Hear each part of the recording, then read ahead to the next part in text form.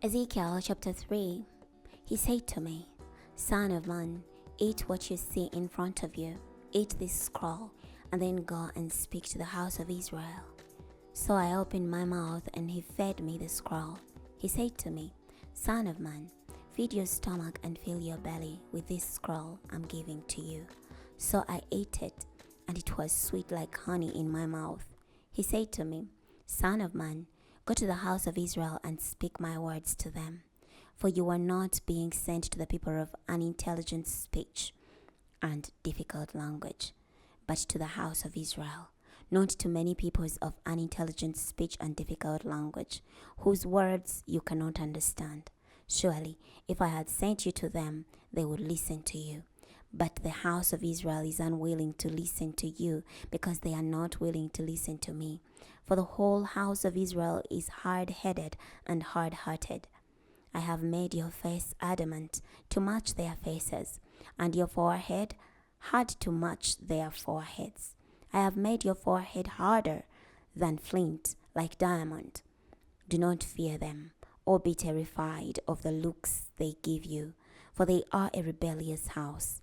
And he said to me, Son of man, take all my words that I speak to you to heart, and listen carefully.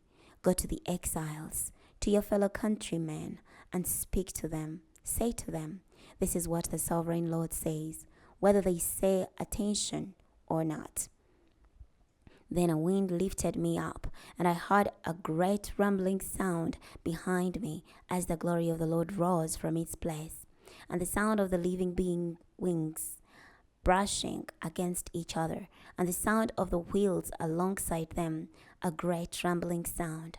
A wind lifted me up and carried me away. I went bitterly, my spirit full of fury, and the hand of the Lord rested powerfully on me. I came to the exiles at the Tel Abib, who lived by the Kiba River. I sat dumbfolded among them there, where they were living for 7 days. At the end of the 7 days, the word of the Lord came to me.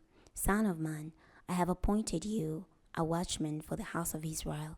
Whenever you hear a word from my mouth, you must give them a warning from me. When I say to the wicked, you will certainly die, and you do not warn him, you do not speak out to warn the wicked to turn from his wicked deed and wicked lifestyle, so that he may live, that wicked person will die for his iniquity, but I will hold you accountable for his death. But as for you, if you warn the wicked and he does not turn from his wicked deed and from his wicked lifestyle, he will die for his iniquity, but you will have saved your own life. When a righteous person turns from his righteousness and commits iniquity, and I set an obstacle before him, he will die. If you have not warned him, he will die for his sin. The righteous deeds he performed will not be considered, but I will hold you accountable for his death. However, if you warn the righteous person not to sin, and he does not sin, he will certainly live because he was warned, and you will have saved your own life. The hand of the Lord rested on me there, and he said to me, Get up, go out to the valley, and I will speak with you there. So I got up and went out to the valley, and the glory of the Lord was standing there, just like the glory I had seen by the Kidder River, and I threw myself face down. Then a wind came into me and stood me on my feet. The Lord spoke to me and said, Go shut yourself in your house. As for you, son of man, they will put ropes on you and tie you up with them, so you cannot go out among them. I will make your tongue stink to the roof of your mouth, so that you will be silent and unable to reprove them, for they are a rebellious house. But when I speak with you, I will loosen your tongue, and you must say to them, This is what the sovereign Lord says. Those who listen will listen, but the indifferent will refuse, for they are a rebellious house. Chapter 4. And you, son of man, take a brick and set it in front of you. Inscribe a city on it, Jerusalem. Lay siege to it. Build siege works against it. Erect a siege ramp against it. Post soldiers outside it and station battering rams around it. Then for your part, take an iron frying pan and set it up as an iron wall between you and the city. Set your face toward it. It is to be under siege. You are to besiege it. This is a sign for the house of Israel. Also for your part, lie on your left side and place the iniquity of the house of Israel on it.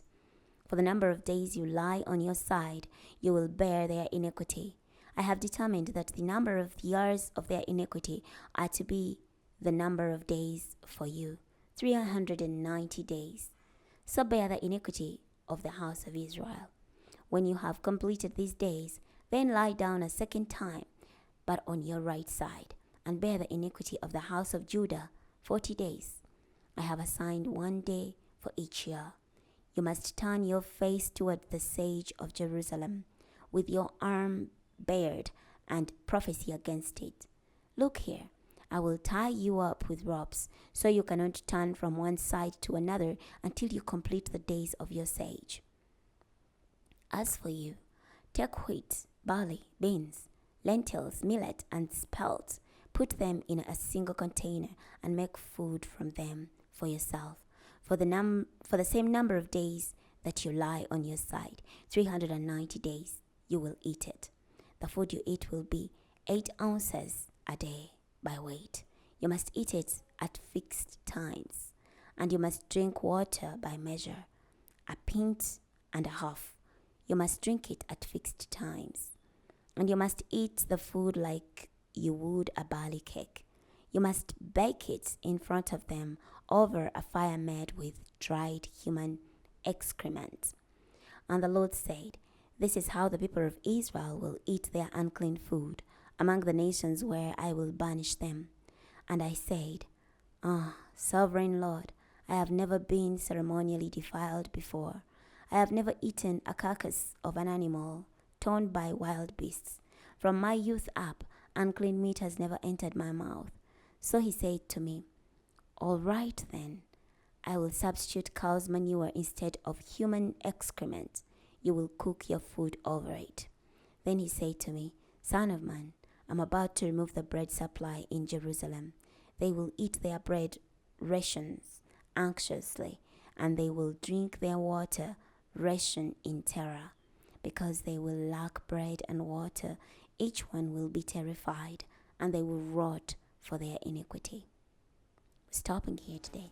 Next time we're starting from Ezekiel chapter 5. I'll see you then.